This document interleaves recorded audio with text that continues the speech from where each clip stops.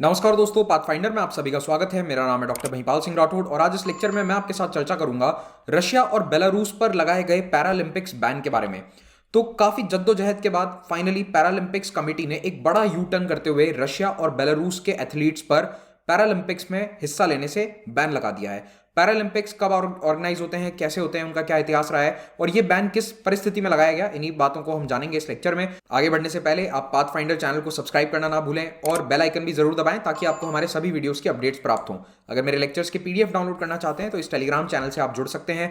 Unacademy civil services championship आ रही है 27 मार्च को।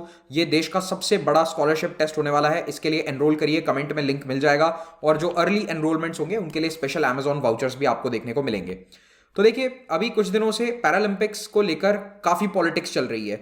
आज यानी कि 4 मार्च 2022 को विंटर पैरालंपिक्स शुरू होने वाले हैं। आज शाम ओपनिंग सेरेमनी है बीजिंग में और यहां पर बेलारूस और रशिया को बैन करने को लेकर पश्चिमी देशों ने पैरालंपिक्स कमेटी पर काफी दबाव बनाया। 2 मार्च को आईपीसी ने कहा था कि रशिया और बेलारूस के एथलीट पार्ट ले सकते हैं कंपटीशन में, लेकिन वो अपने देश के झंडे के तहत पार्ट नहीं लेंगे। एक न्यूट्रल बैनर उन्हें दिया जाएगा इंटरनेशनल कमेटी का, उसके अधीन, और कोई भी मेडल टैली में उनका नाम नहीं आएगा, ना ही वो अपने देश का झंडा, नेशनल एंथम इस्तेमाल कर सकते हैं। इसका मकसद क्या था? ऑफ कोर्स रशिया जिसने हमला किया है यूक्रेन पर, उसको आइसोलेट करना अंतर्राष्ट्रीय स्तर पर। लेकिन इस फैसले से भी पश्चिमी देश खुश नहीं थे और उन्होंने आईपीसी को अपने ओरिजिनल डिसीजन को रिवर्स करने पर मजबूर कर दिया और 3 मार्च की शाम को यह अनाउंसमेंट किया गया पैरालंपिक कमेटी के द्वारा कि रशिया बेलारूस के एथलीट हिस्सा नहीं लेंगे। अब पैरालंपिक्स के इतिहास के बारे में मैं आपको ब्रीफली बता देता हूं। देखिए, ओलंपिक्स के बारे में आप सभी जानते होंगे। ओलंपिक्स के इतिहास पर मैंने एक वीडियो भी बनाया था पाथफाइंडर चैनल पर, आप उसे देख लीजिए, मिल जाएगा आपको। 1948 में सर लुडविग गटमान नाम के एक व्यक्ति ने लंदन के अस्पतालों में एक कंपटीशन कराया। एक्चुअली वर्ल्ड वॉर 2 के बाद से कई सारे सैनिक जिनके हाथ पांव युद्ध में डैमेज हो गए थे या फिर जो अपंग हो गए थे लड़ाई लड़ते हुए, उनके बीच में एक कंपटीशन कराया गया। 1948 में जब लंदन ओलंपिक्स चल रहे थे तो उसी के पैरेलल में ये कंपटीशन कराया गया अपने स्तर पर। लेकिन ये इतना पॉपुलर हो गया कि धीरे धीरे इसको इन्होंने एक परमानेंट इवेंट बनाने की सोची। हालांकि ओलंपिक कमेटी शुरुआत में इनकी आइडियाज को एक्सेप्ट नहीं कर रही थी। तो 1960 में गटमैन ने क्या करा कि 400 एथलीट्स को लेकर रोम चले गए। रोम में समर ओलंपिक्स हो रहे थे उस साल, आपको याद हो तो जो मिल्खा सिंह की लेजेंडरी रेस थी वो भी इसी ओलंपिक्स में हुई थी।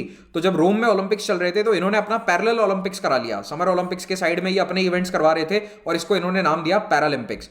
फिर 1964 के टोक्यो पैरालंपिक्स भी इन्होंने ऑर्गेनाइज करवाए, जिसमें कई सारे फिजिकली हैंडीकैप्ड लोग आकर अलग अलग कंपटीशन में हिस्सा लेते हैं और ये इवेंट पॉपुलर हो जाता है। इसको देखा गया as a very good effort to support and to give the chance to people who want to take part in sports, लेकिन जो फिजिकली डिसेबल्ड हैं। तो ऐसे में ये पैरालंपिक्स पॉपुलर सपोर्ट हासिल करते हैं 1960 और 70 के दशक में। 1976 में पहली बार ऑफिशियली फर्स्ट विंटर पैरालंपिक्स को भी ऑर्गेनाइज किया गया। तो ये तो देखो, समर ओलंपिक्स के साथ में पैरेलल में इवेंट हो रहा था। विंटर में पहली बार 1976 में पैरालंपिक्स होते हैं स्वीडन में। उसमें 198 पार्टिसिपेंट्स थे, 16 देशों ने हिस्सा लिया था और 2 ही स्पोर्ट थे, छोटा इवेंट था। विंटर स्पोर्ट्स वैसे भी कम होते हैं, समर ओलंपिक्स जितने स्पोर्ट्स यहां पर नहीं ऑर्गेनाइज होते हैं। तो उस समय तो केवल एल्पाइन और नॉर्डिक स्कीइंग यहां पर शामिल किए गए थे।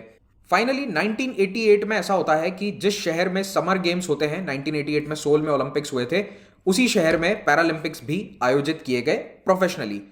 और फाइनली 2001 में जाकर पैरालंपिक कमेटी और ओलंपिक कमेटी के बीच में एक समझौता होता है। आईओसी और आईपीसी के बीच में यह समझौता होता है कि जो शहर ओलंपिक्स की मेजबानी लेगा उसके लिए कंपलसरी है कि वो पैरालंपिक्स की मेजबानी भी करे।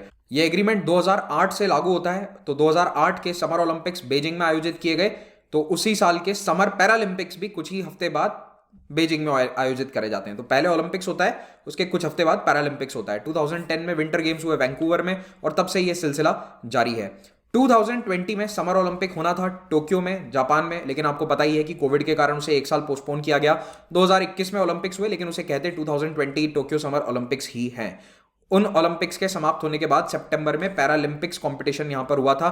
क्या आप मुझे कमेंट्स में बता सकते हैं कि भारत के किन एथलीट्स ने पैरालंपिक्स में पदक जीते थे? आप मुझे कमेंट में उनके नाम बताइए, मैं देखता हूं कि आप लोगों को ये नाम पता है या नहीं। 2022 के विंटर ओलंपिक गेम बीजिंग शहर में आयोजित हुए। इस आयोजन का समापन हो चुका है कुछ ही हफ्ते पहले और यहां पर अगर आप टोटल मेडल टैली देखेंगे तो नॉर्वे नंबर 1 पर था, लेकिन आप रशिया का नाम इसमें नहीं देखेंगे, जबकि रशिया तो ऐसा देश है जहां बहुत बर्फ गिरती है, तो वहां पर तो विंटर स्पोर्ट्स होने चाहिए। तो देखिए रशिया अभी भी रशियन ओलंपिक कमेटी के बैनर के तले हिस्सा लेता है, क्योंकि जो डोपिंग स्कैंडल हुआ था उसके बाद से रशियन गवर्नमेंट पर कई सारे के बैन लगाए गए थे ओलंपिक्स में। तो रशियन एथलीट्स जो हैं वो ओलंपिक कमेटी के फ्लैग के अधीन हिस्सा लेते हैं। तो उनका देश का अपना झंडा वैसे भी वहां पर अलाउड नहीं है, लेकिन आरओसी के नाम से, रशियन ओलंपिक कमेटी के नाम से ये हिस्सा लेते हैं, और 32 मेडल टोटली जीते थे, विच वॉज सेकंड हाईएस्ट। तो गोल्ड के मामले में थोड़ा पिछड़ गए, लेकिन अगर ओवरऑल मेडल्स देखोगे तो आप नॉर्वे के बाद ये सेकंड नंबर पर थे। तो रशिया विंटर ओलंपिक्स का एक बहुत ही प्रमुख खिलाड़ी है, both in the regular Olympics as well as the Paralympics. तो अब विंटर पैरालंपिक्स बीजिंग में शुरू हो रहे हैं आज से। 4 मार्च को ओपनिंग सेरेमनी है, कल से यानी कि 5 मार्च से कंपटीशन शुरू हो जाएगा। लेकिन उससे पहले ही रशिया और बेलारूस के एथलीट्स पर बैन लगा दिया गया है। एक्चुअली रशिया पर स्पोर्ट्स में बैन लगाने के लिए कई देश कई इंटरनेशनल संगठनों से रिक्वेस्ट कर रहे थे।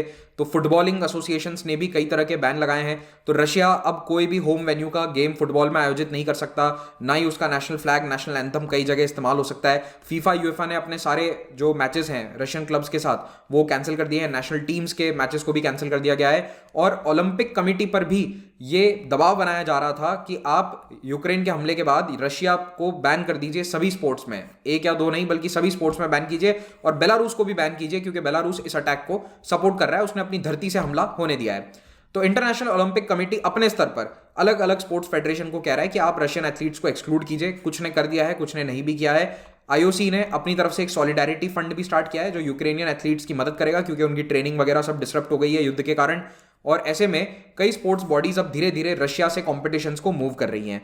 सबसे इंपॉर्टेंट निर्णय इस वक्त है आईपीसी का। तो इंटरनेशनल पैरालंपिक कमेटी, क्योंकि पैरालंपिक्स 4 मार्च से ही शुरू हो रहे हैं, तो पहले वो बैन करने के इतना फेवर में नहीं थी। 2 मार्च को उन्होंने अनाउंस किया था कि बिना झंडे और बिना मेडल टैली शो किए वो हिस्सा तो लेंगे, लेकिन अगर जीत भी गए तो मेडल टैली में उनका स्थान नहीं आएगा, लेकिन मेडल उन्हें दिया जाएगा। ये डिसीजन दिया गया था 2 मार्च को आईपीसी के द्वारा।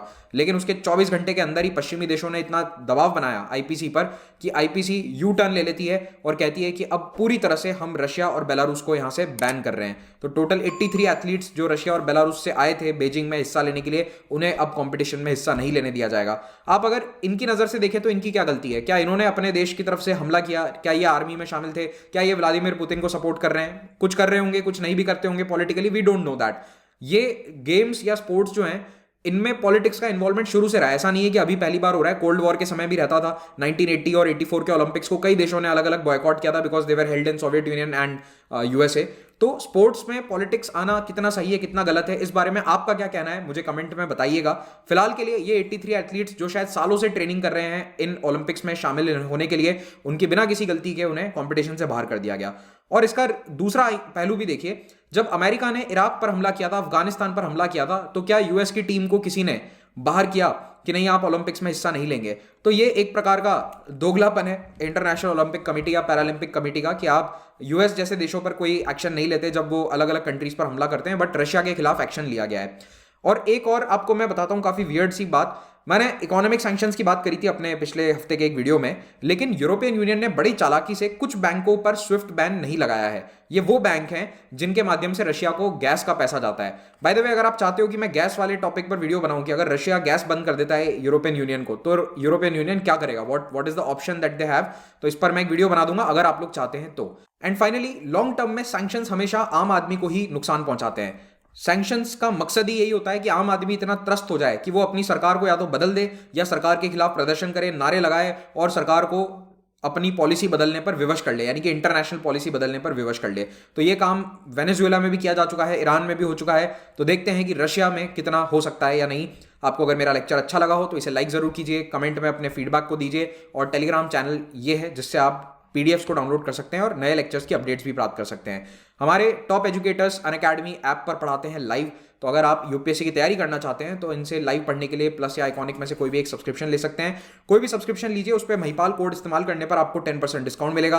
ऑप्शनल के कोर्सेज भी हैं। आइकॉनिक सब्सक्रिप्शन में आपको 1-on-1 मेंटरिंग प्राप्त होगी। आइकॉनिक के बेनिफिट्स आप यहां पर देख सकते हैं। जीएस प्लस ऑप्शनल, इनका जो कॉम्बो कोर्स है, कंबाइंड कोर्स है, उस पर अभी 32% डिस्काउंट चल रहा है। तो आप ये कोड यूज करेंगे तो आपको डिस्काउंट प्राप्त हो जाएगा। और ये ऑफर कभी केवल कुछ दिनों के लिए है। So you can get the plus combo for 63,000 rupees and iconic combo for 76,000 rupees. हर हफ्ते नए बैचेस बनते हैं, इन नए बैचेस को आप ज्वाइन कीजिए। मेरा अभी मॉडर्न हिस्ट्री का ऑनगोइंग कोर्स है, 8 बजे सुबह इसकी क्लास होती है। इसका लिंक नीचे आपको डिस्क्रिप्शन में और पहले कमेंट में मिल जाएगा। कोई भी डाउट है तो इस फोन नंबर पर कॉल कर लीजिए रिगार्डिंग सब्सक्रिप्शन एक्सेट्रा। ओके, इन्हें फोन करके ये मत पूछना कि रशिया यूक्रेन युद्ध में क्या चल रहा है, वो नहीं बता पाएंगे। वो केवल सब्सक्रिप्शन और प्लेटफॉर्म से जुड़ी जानकारी आपको दे सकते हैं। EMI ऑप्शन इन सभी कोर्सेज पर अवेलेबल है। हमारी टेस्ट सीरीज का भी फायदा उठाइए। Thank you very much, have a great day.